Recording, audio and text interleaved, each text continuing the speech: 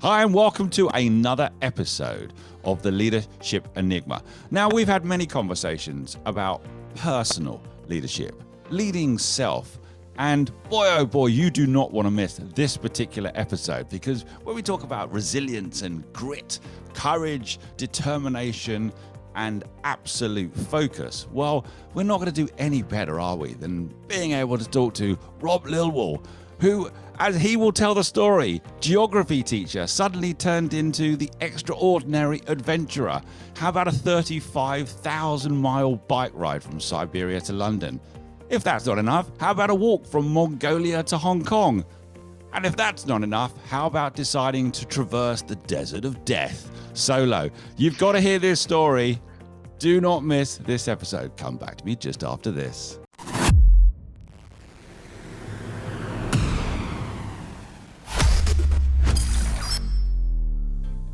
You're listening to The Leadership Enigma, powered by Transform Performance International, a podcast for the insatiably curious to explore the power of human-centered leadership to create real momentum for positive and sustainable change. Whether you're an entrepreneur, business owner, or corporate executive, each week we speak to global experts, academics, rising stars, ambitious upstarts, and disruptors as we discover that success leaves clues.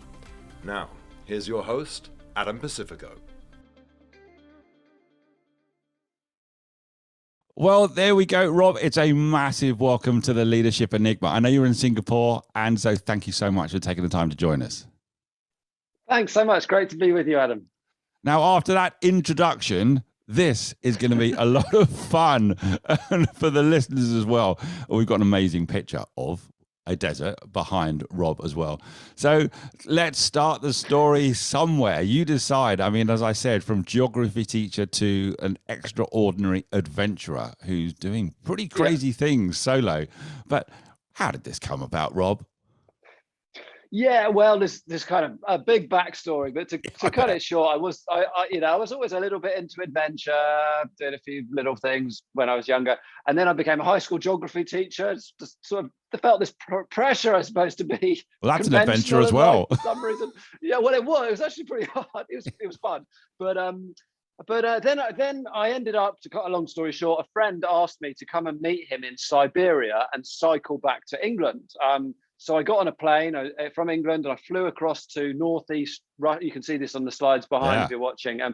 Flew across to really as far away from home as we could think of, which was northeast Siberia, and then got off the plane, took the bicycle, and cycled home. And the route, there's the route. That's the route I took. I ended up just doing the first few months of it with my friend, and then we kind of split up and went our different ways back to the UK. I took this, you can see, this huge detour down to Australia, hitchhiking on boats across the sea, and then back, and I went through Tibet, Afghanistan, Iran on the way home. So it turned into this kind of crazy 3-year journey.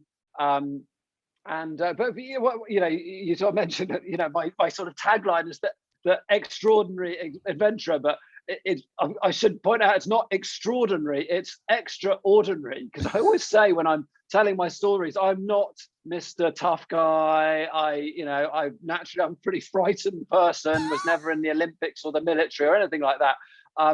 But what I found, I am extraordinary sort of guy. But what I found on this journey and other journeys, was it wasn't about being like Mr. Tough Guy or never feeling afraid or being the most qualified person in the room.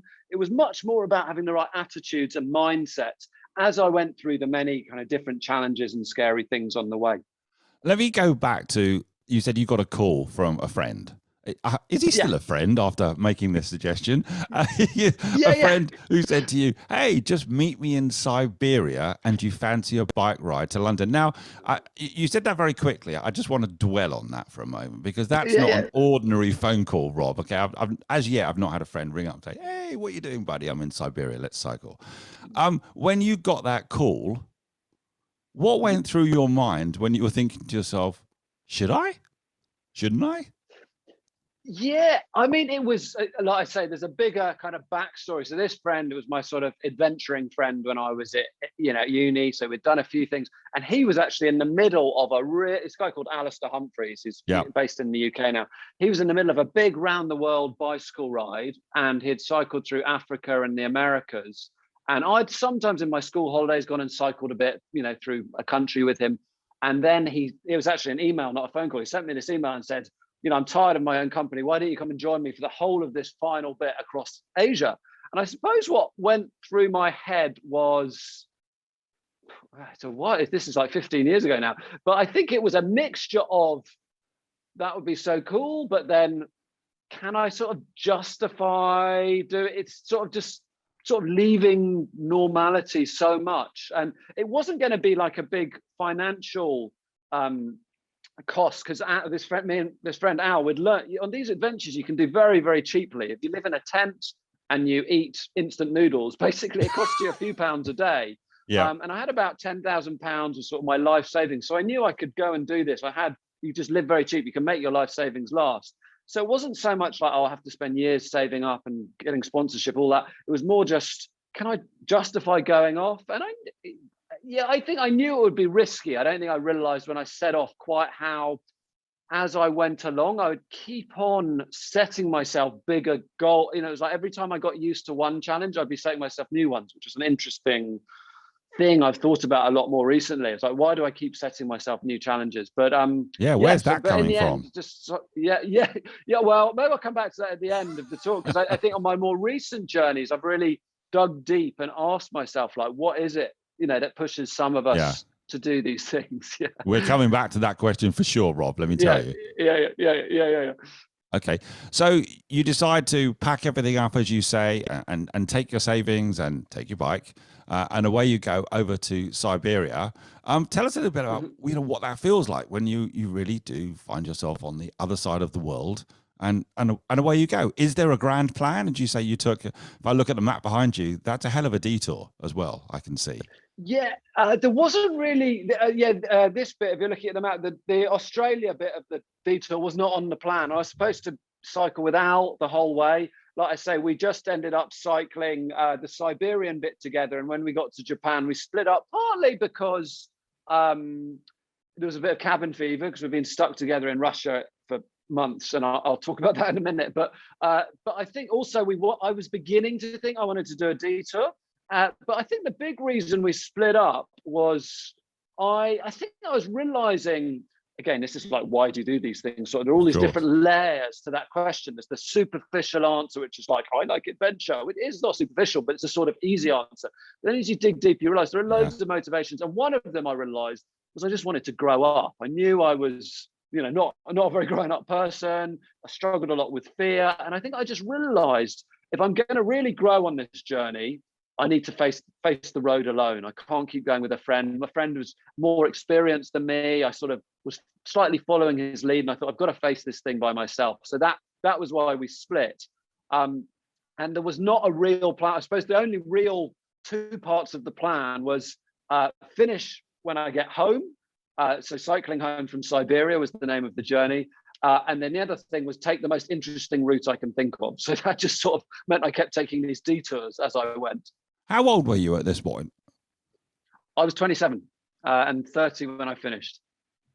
27 when you started and 30 when you finished, because you actually said you wanted to grow up a bit and maybe discover something about yourself as well. And I'm keen to dig a little bit deeper in relation to what you started to discover on this first expedition. So you'd made, and it is a courageous decision that, let's be honest, most people would not make. So let's just start there.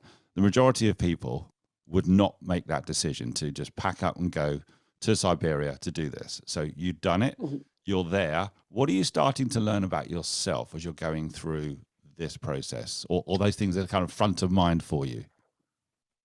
Yeah, I think there are a lot. I'll just pull up some slides as we're going through this. Yeah. I think so here we are. There's me and Al. The day we set off from this little city called Magadan, which is it's really a sad city in Russia, because it was a gulag city where a lot of prisoners got sent under Stalin. Right. It's actually a bit funny talking about, well, not funny, a bit slightly strange, uncomfortable talking about this right now, because suddenly Yeah. Russia is back in the news as the world's big bad guy.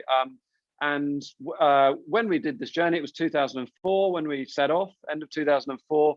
And, I knew Russia's reputation from the Cold War always sounded a bit scary. But actually, I just want to say up front, the people we met in Russia in these quite kind of wild East Russian gulag mining towns are incredibly friendly, incredibly kind people, Right. very kind of gritty, tough guys.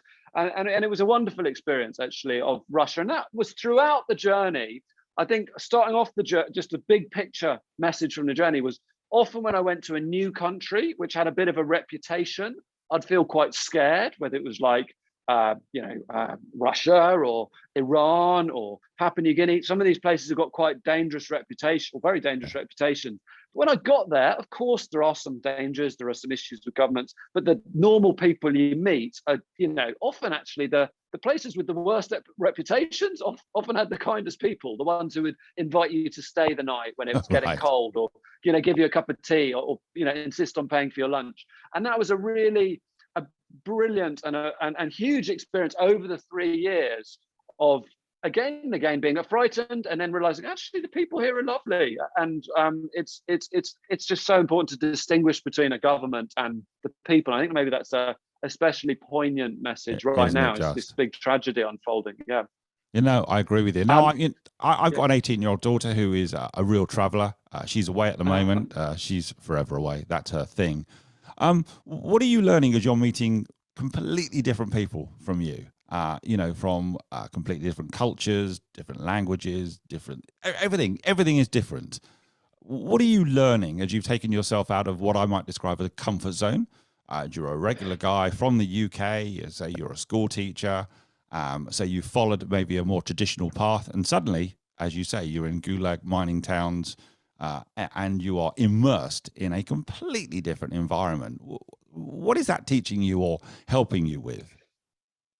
I think, just on the learning about humanity, and you'll know this too from your own travels. There's a lot of things which are very different, and there's a lot of things which seem very different. But then there's so much which unites us. People, laugh and they smile, and most people want to be kind.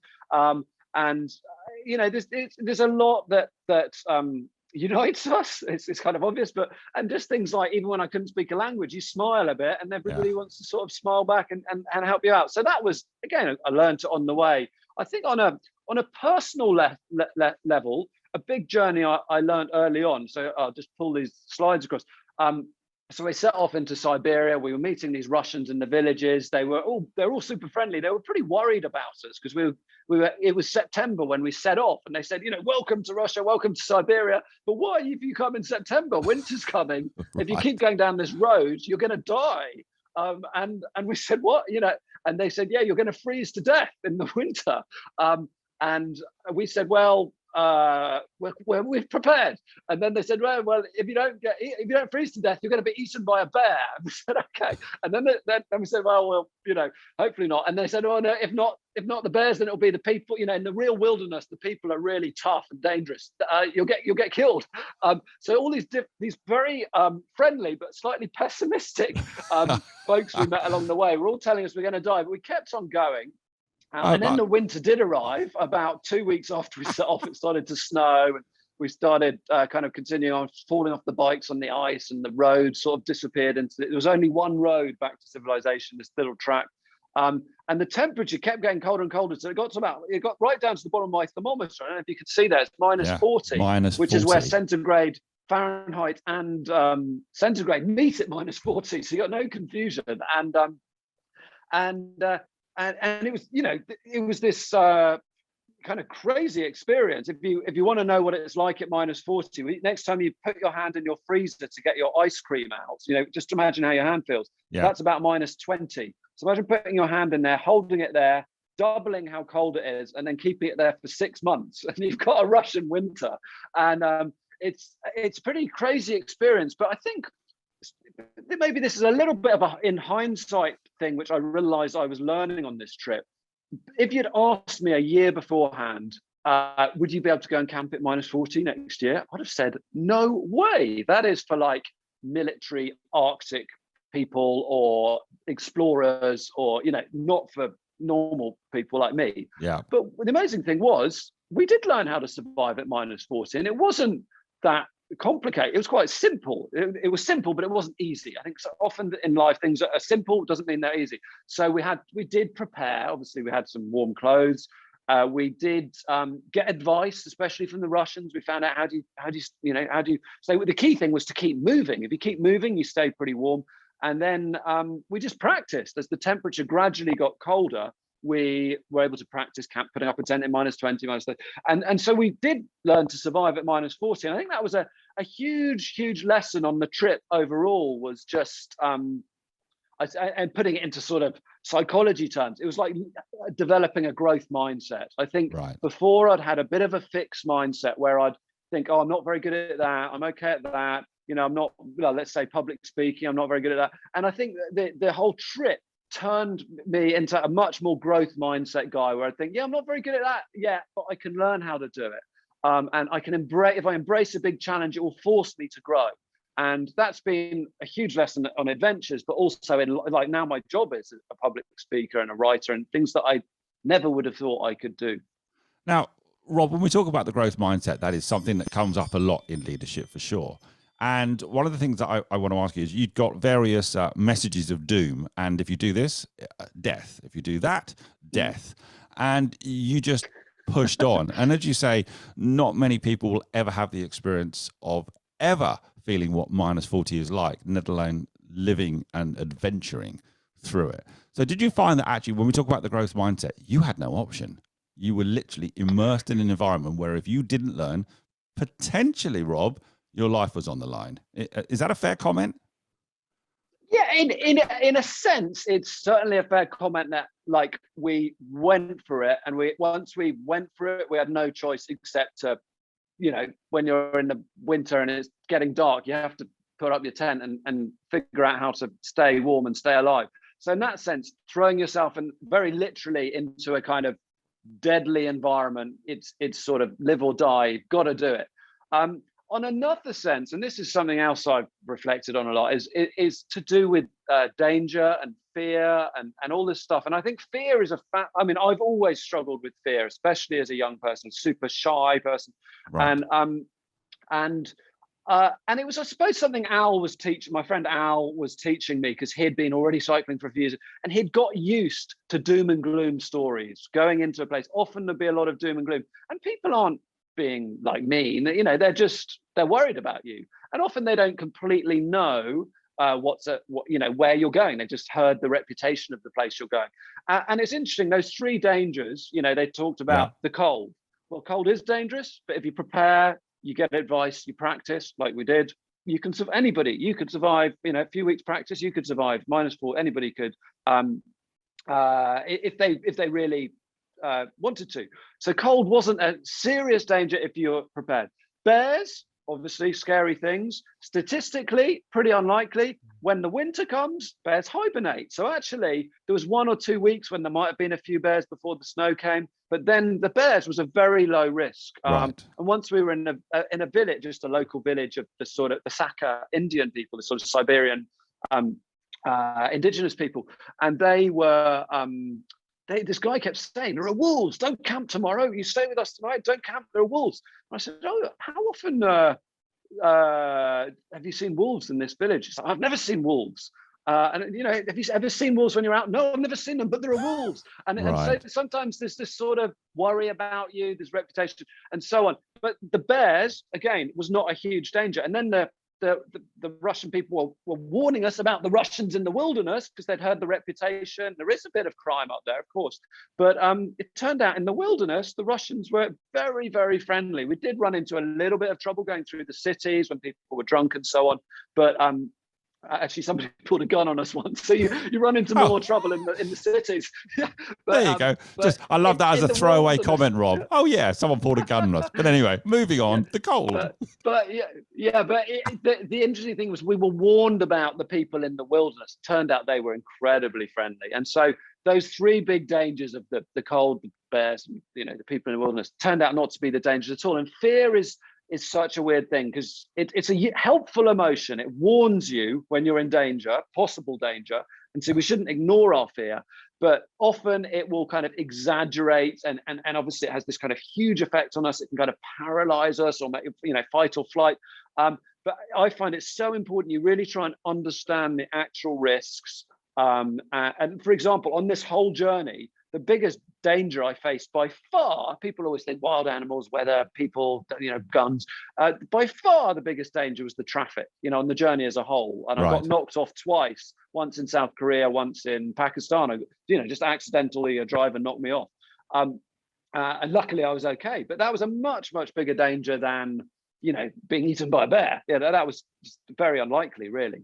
So it's amazing, isn't it? More afraid of the bears. It's like balancing the folk tale, isn't it, with the actual reality. And if you can, as you say, cross that line into I'm going to do it, and then find that the reality is somewhat different.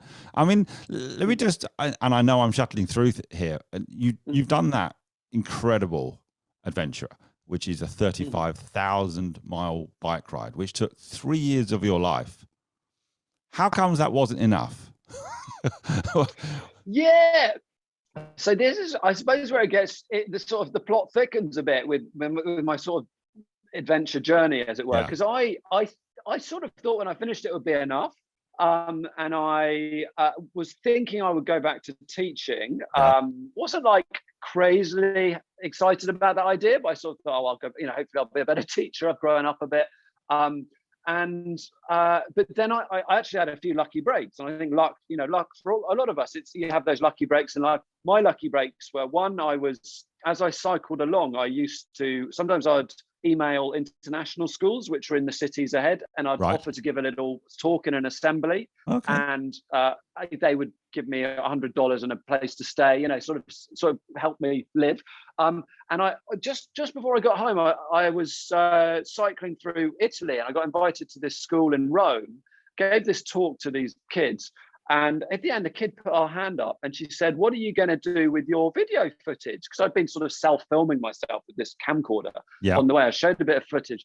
And I said, probably nothing. And I still was a little bit, I was quite low on confidence. I wasn't sort of the sort of person to go knocking on the door of a TV studio. And I thought that was so unlikely. So I said, probably nothing. And then this girl went home, told her dad, and he was like a super senior guy at National Geographic TV, and he sent me this email and said, "We'd love to see your footage." So I thought, okay, I sent them the footage. They made a TV show, and then a publisher in the UK sort of read my blog, asked me to write a book, and then I started. When I wrote the book, I gave a lot more talks in the schools in the UK, and then I married my wife, who I'd actually met in Hong Kong in the middle of the journey when I was cycling through Hong Kong.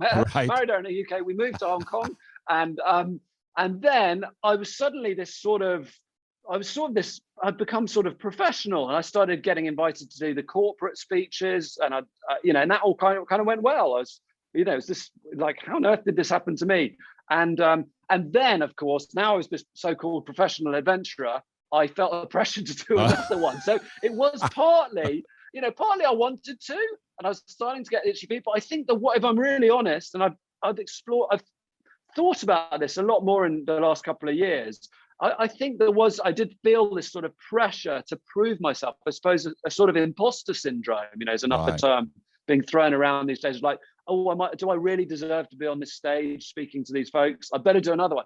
And I kind of wanted to. And then the second one, I put up the map there, was this walk from, thought I've done cycling home from Siberia. So now I'll walk home from Mongolia. My new home was Hong Kong.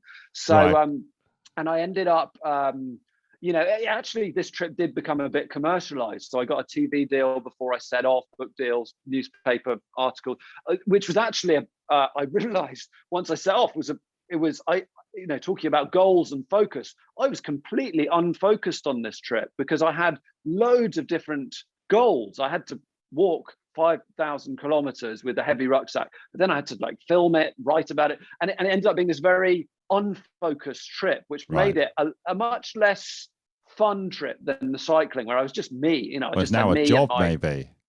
It was now a job. Yeah.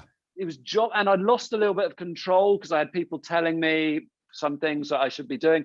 And I felt this pressure. So it was it was a very good experience, but not the same sort of first rite of passage sort of trip. So in some ways, this was you were fulfilling the prophecy, weren't you? As you say, you'd done the first trip, and then from a series of interesting events, you'd become someone who was now well known for being an adventurer. Therefore, the pressure was on, and you had to do it again. And here you found yourself now with this. How far was this walk? Because from Mongolia to Hong Kong, mileage-wise, what are we talking? 3,500 miles. So it was 6 months, 3,500 miles. Walking initially, the first about month was across the Gobi Desert in a mixture of Mongolia and then the Chinese side of the Gobi, and then right down. I took a friend who's a cameraman on this trip, so there were two of us, and we deliberately went right through the middle of China, which is less well known than like the cities like Shanghai and Beijing on the coast. So it was really interesting trip right through the middle of China. Lots of adventures, but also walking is so much harder than cycling. There's a lot more kind of load on your body. Right. You're enduring, and I think actually a lesson on this, like this is the Gobi in these pictures. Oh wow! So you were hauling. You were actually hauling a cart. Yeah. The first 2 weeks across the Gobi, it was pretty empty, so we hauled a cart with all our stuff on it. The Gobi is actually quite an easy desert to walk across in some ways. It's the part we were in, it's very flat and gravelly. And there are even quite a few, about once a day, about every 30 miles, you'll see some nomads who'll give you a cup of tea or something. So it's not like a purely empty desert, like a more recent trip I did. Right. And I'd seen a physio before I set off. So we'd been taught all these stretches we were supposed to do every night. Brilliant. Which was good and I was very committed to that. But I think something that happened somewhere between about week 4 and week 6, I started thinking, my body is getting quite tough now. And we were walking these long 12-hour days. And I sort of gradually stopped doing my stretches. And then maybe it's about week 5, we were walking along one day and suddenly I started getting this pain in my foot. And I thought it was just a silly pain. But then as the day went on, it got worse and worse. And after a couple of days, I could literally barely walk. I was sort of having to stand on the side of my foot to walk, and I was sort of limping along. And we got eventually to a city and went to see the doctor and had an X-ray. It was all a bit unclear what had gone on, but one of the theories was, it was a bit unclear from the X-ray, but you can get these like sort of what are they called? Sort of very sort of minor hairline fractures on your metatarsal bones, which is the bone behind your toes. Like footballers. Especially if you're like not stretching. Yeah, like football. Yeah, it's like even super fit people can get them just from like constant pressure.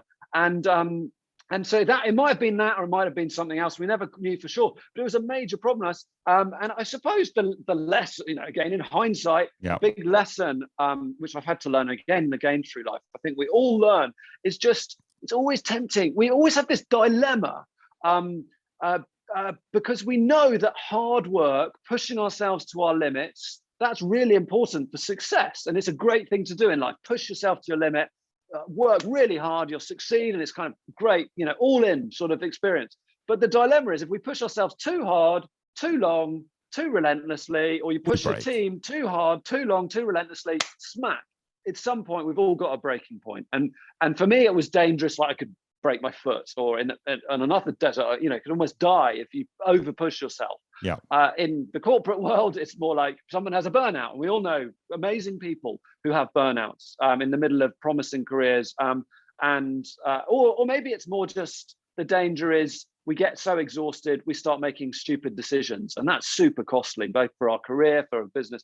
Gotcha. And I think, so the message here, which I'm kind of preaching to myself, is, we've got to keep on reminding ourselves to get the balance. Just the basics of enough sleep, enough, an extra 20 minutes sleep a night makes a huge difference if we're feeling overwhelmed. 10 minutes exercise a day makes a huge difference in so many aspects. Eating vaguely sensibly makes a huge. So yeah, the whole self-care thing, I think I've learned a lot about on expeditions, but then it seems I often revert and I'm stupid again and over push myself and then have to learn it again. This is incredibly relevant, Rob. And obviously, we've all endured a pandemic. And we know, don't we, from the research that whilst we've had productive workforces, they've been utterly exhausted and actually on the verge of breaking point. Excuse me, coughing. And they've been on the verge of breaking point. And so this is a big theme right now for all of us in relation to managing, and I'm going to use the phrase, and there's great debate that this phrase doesn't even exist, work-life balance. So how are you balancing things when you're in the middle of an expedition such as this, balancing that self-care or some time to reflect and really think about what you're doing and planning, and the doing, continuing to cycle, continuing to walk, continuing to push forward, continuing to overcome? Is there a way of balancing, or with hindsight, it's all happening by osmosis in some way, Rob? I don't know. You tell me.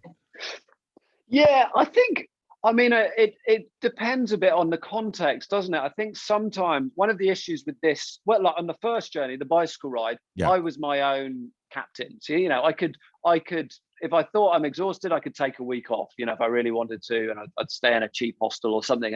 And so I could recover like that. Right. On this trip, I think it's partly how we set things up. And sometimes if we set ourselves up, let's say in your business, you agree to this very tight deadline with your client, then you're going to have to burn the candles at both ends to do it, or you're going to lose that client. And if you set it up badly, so I think a big part of it is like setting stuff up well. Like if I'd set up this expedition with enough a month on my schedule, I wouldn't have been so pressed to walk such distances. Right. But what sometimes when you've committed yourself, like I had TV deals and everything else and reasons I had to be home by a certain day. Once you set yourself up, sometimes you've just got to try and get through it and just, maybe reduce, cut back on some of the sub goals you had in order to still get across the line.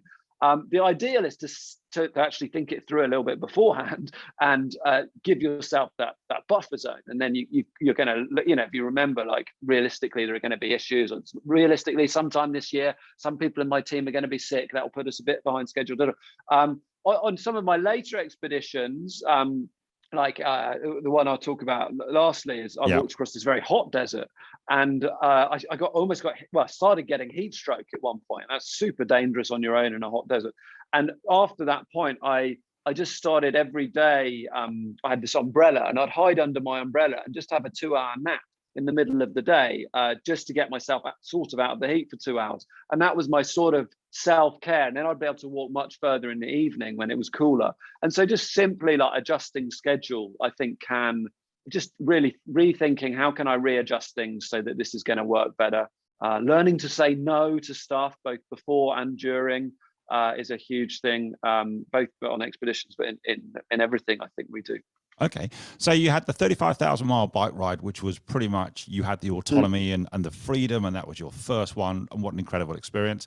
The second one was the walk, as we say, from Mongolia to Hong Kong. That had become a little bit more commercial, I think you described it. And did that go out? Was that a National Geographic program again, or how was that? Yeah, it was recorded? A TV show.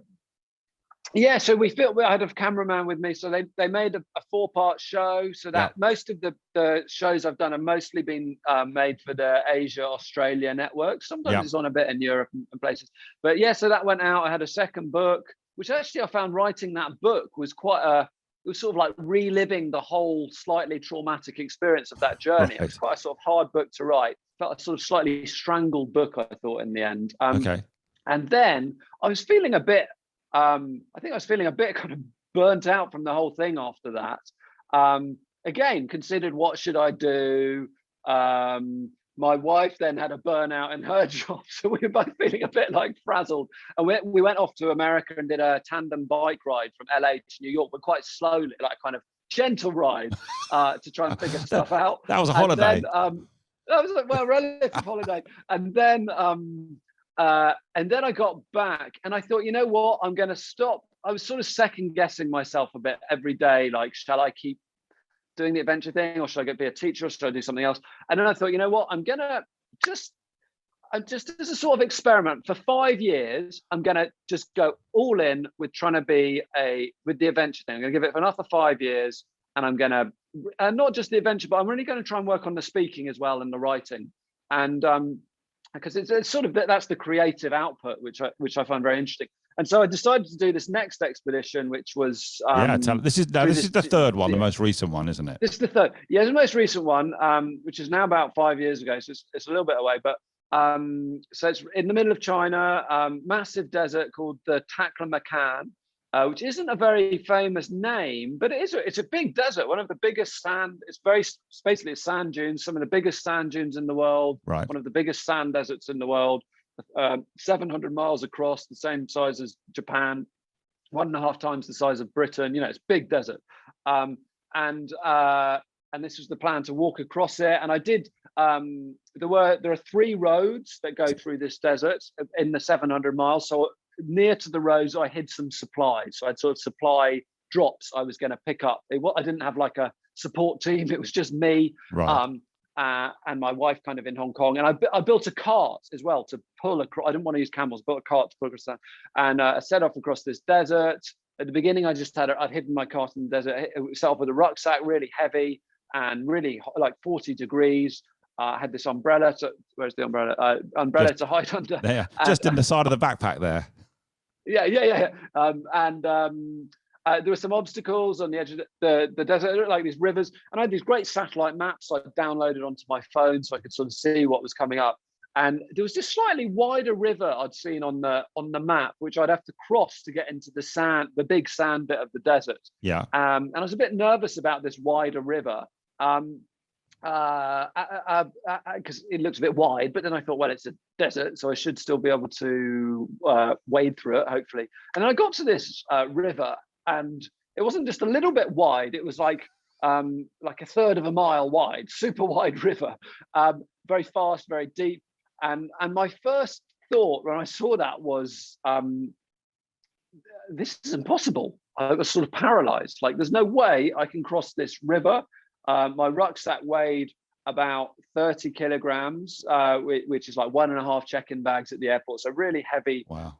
Rucksack. I thought, this is impossible. That was my first thought. But then I had this sort of second thought, which was, it's got to be possible. There's got to be a way to still get across this river. And I ended up, when I'm giving this talk as a speech, like I gave a speech last night, and I usually get the audience to give me the answers.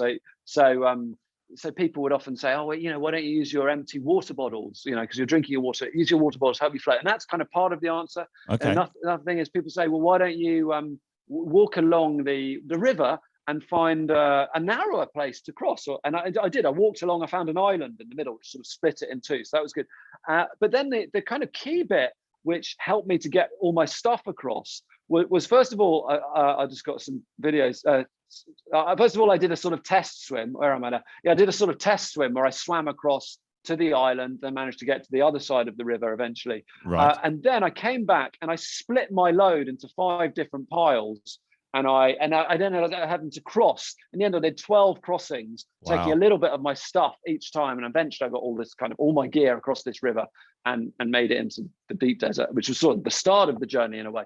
But it was a big, I think this was sort of one of the lessons I've learned on the journeys as a whole. It's like, often, and it's okay when we face these huge unexpected obstacles in life, and obviously you face a lot of unexpected obstacles for breakfast, lunch, and dinner on an expedition. But everyone in life, we're all facing so many unexpected challenges. And it's okay if our first reaction is to think, it's impossible, I can't find a way through this. But the key thing is to have a second reaction, which is think it's got to be possible. And we can usually figure out a way to keep on going. Now, I'm fascinated by the answer to this question. Mm-hmm. Rob Lilwall at 27, prior to doing any expedition, and Rob Lilwall today, after looking at the footage behind you of you crawling up a sand dune, tucking a cart. So forgive me for anyone who's listening to this, but we're going to get this video out as well because it's brilliant. What's been that transformation? The 27-year-old, as you say, frightened school teacher, to now you and I chatting, 3 expeditions in the bag. Well, let's say there's more because there are other things that you've done, I know. What's been the biggest change or transformation in you? Well, we all change. So I'm Of 45 course. now. So we all change in that, and you've had this amazing career and faced many challenges, which are just different forms of what I'm doing, essentially. I'm sure. So we all grow up through, especially when we keep on, whatever we do, if we keep on kind of trying to embrace the challenge, get out of our comfort zone, I think we all change a lot. I suppose I've been lucky because, I've been lucky to have the quite interesting doing silly adventures, but I've also been lucky I've had a chance to write books and so on, which is quite for me, it's a very ponderous experience. And I'm just finishing a book about this desert at the moment. And this one, I'm a dad now, I've got 2 little children. And I think I've really started reflecting on, the deeper letters, your initial question of why. Yeah. And I think I've realized, I'll try and be really honest here. I think there are some quite noble reasons I've been on adventures, like I want to grow, I want to, learn, I want to get out of my comfort zone, I want to make myself into a, sort of more kind of better person, whatever. Those are all quite noble reasons. They're good reasons to do these things. Then there's the sort of neutral reasons, which is, it's my job. I've got to occasionally do a silly adventure. I've just got to pay the bills. We've all got to do something. So that's a sort of neutral reason. It's not good or bad. And then I'd say what I've kind of discovered as I've been more honest about myself is there are the sort of embarrassing reasons. And that is the sort of, I think I really felt this need to prove myself. I was still, although I'd become more confident superficially, like I could give speeches on stages, which I never would have done before my journeys. Yeah. I was more confident superficially, but deep down, still very insecure, very imposter syndrome sort of feeling. But I needed to prove myself to myself that I'm a real adventurer, prove myself to kind of everyone, like the anonymous masses. I don't know who I was trying to prove myself to. Most people really don't really care, but I felt this need to prove myself. And on this desert journey, more than any other, it was 700 miles. A lot of it was in these, sand dunes. A lot of things went, but this trip went badly wrong in many ways. I had to change my route. I had to compromise my initial goals quite a lot to sort of get to the end. But I did get to the end with this sort of compromised route. But as I went through all these things which were going wrong, the failure, this deep sense of like, oh, I'm such a failure because I was trying to do this and I haven't done it exactly as I planned. But it really forced me to face these questions. And I started to realize, actually, and it was when I finished, eventually I got to the end. Let me see if I've got this video here. I got to the end. Where's the video? I got to the end. Oh yeah, I knew I got to the end of this desert. That's a great adventurer's beard, Rob. I just want to say as well, I had the beard. I had the dirty hat, and then I knew I got to the end when I saw this little pond right on the other side. The beginning of the river, the desert was this river. Then the other end, I got to this pond, which you'll see in a sec. And I jumped in this pond, and I was so happy. I walked to the nearest road. I hitchhiked out of the desert, and and as I was kind of hitchhiking out of the desert, I thought, you know what, that was such a tough expedition.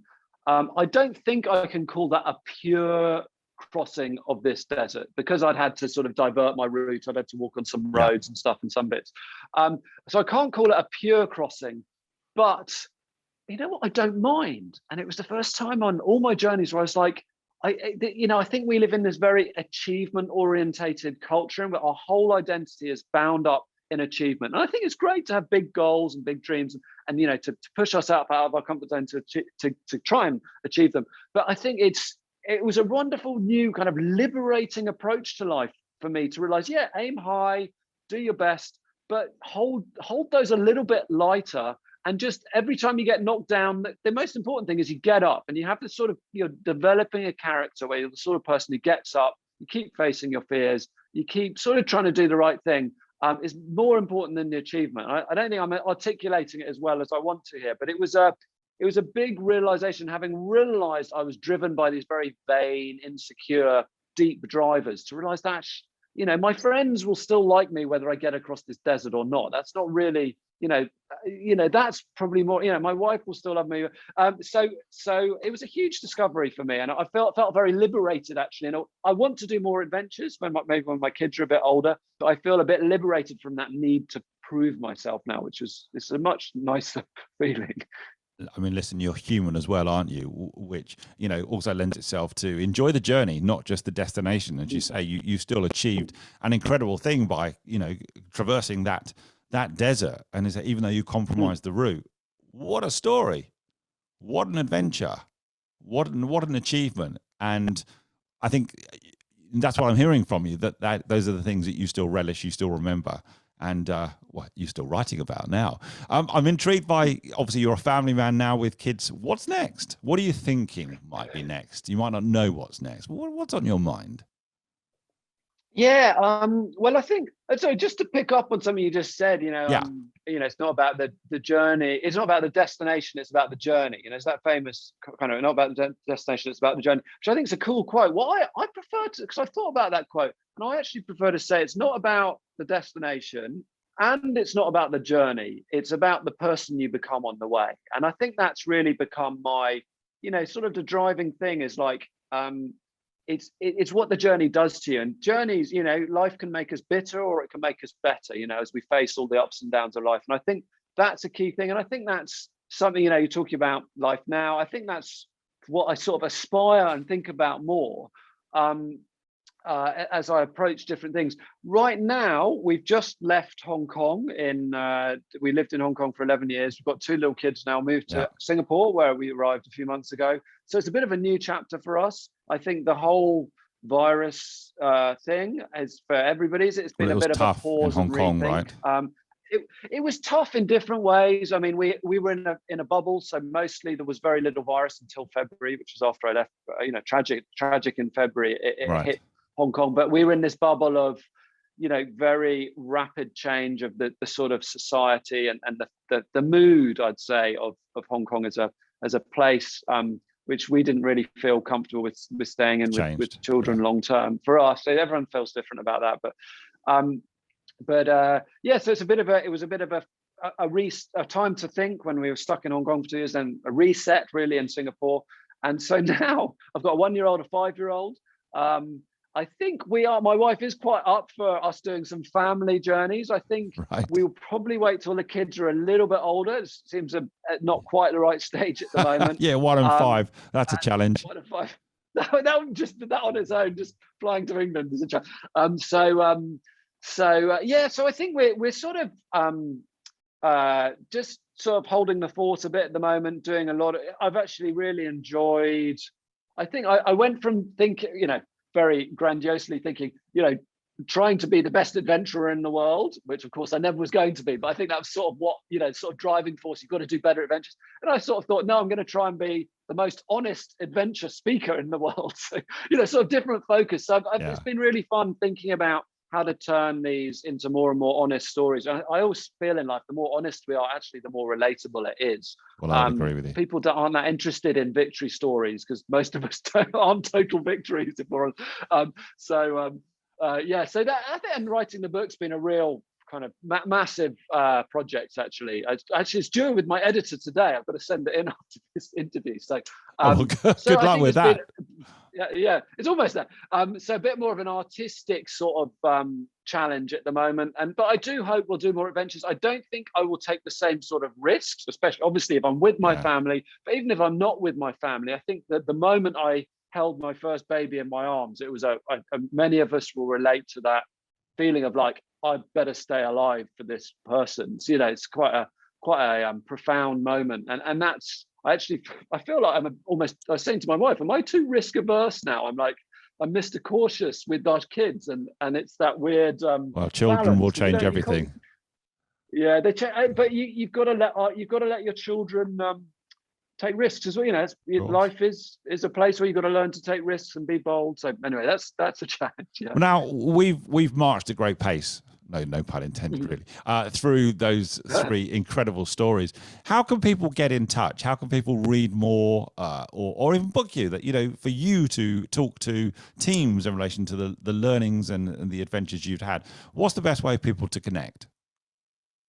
Yeah, just through LinkedIn or my website. You can email us. Drop me a line, and very happy to if people need speaking, then that's great. If you're more interested in the reading side, I've got a couple of books there on Amazon. The 3rd book I think will come out in about a year, depending on how the editing process goes. And so what's love to hear from anybody. So for those who are listening, what's the how do they connect on LinkedIn? Are you just under Rob Lilwall? LinkedIn. Yeah, I think I'm still the only Rob Lilwall, or the only Rob Lilwall I found. So it's just ROBLILWALL. Great. And the website is the same. Is Rob Lilwall, ROBLILWALL.com. Fabulous. So let me ask you my final question. Out of all of this incredible, rich experience, learning, adventure, what would be the single most important piece of leadership advice you've ever given or received? I mean, I'm going to go for a deep one, because obviously there are many ways to answer that. But go for it. But I think the deep one is just to try and be really honest with oneself. To be honest with, try to, as one gets, especially as you get, gradually the years go by, to just try and be really honest. What's driving me? What's, how am I actually coming across to other people? Where am I? What are my blind spots? And just to try and be super honest, and that includes being honest about things like fear. We were talking about fear earlier, and how fear can hold us back, and being, or sometimes we're over optimistic, and just trying to be really honest with what's the actual risk here. How should I actually be preparing for this? So I think just having more and more honesty. It's got so many, which links to self-awareness as well. It's got so many benefits, which we all learn as we go. Or some people, I think, we're all tempted sometimes to shut ourselves off from some of the honest insights we have. And I think just to try and embrace those and face those and talk about those with people we trust, I found super, super kind of valuable. I think the expeditions have sort of forced me on that journey in a good way. Rob, it's been absolutely brilliant having you on the show. I'm incredibly grateful. I hope you've enjoyed the experience as well. Just thank you for being a superstar on the Leadership Enigma. Great. So great to talk to you. Cheers now. Join us again next week for more tips and strategies on the Leadership Enigma. We'd love to hear your comments on today's show, as well as suggestions for future topics and guests. Get in touch with your host on LinkedIn or visit the dedicated website, www.leadersenigma.com, powered by Transform Performance International, where you can access our exclusive learning, including books, videos, bonus content, assessments, and more. Please don't forget to rate, review, and subscribe on all your major podcast platforms. Thanks for listening.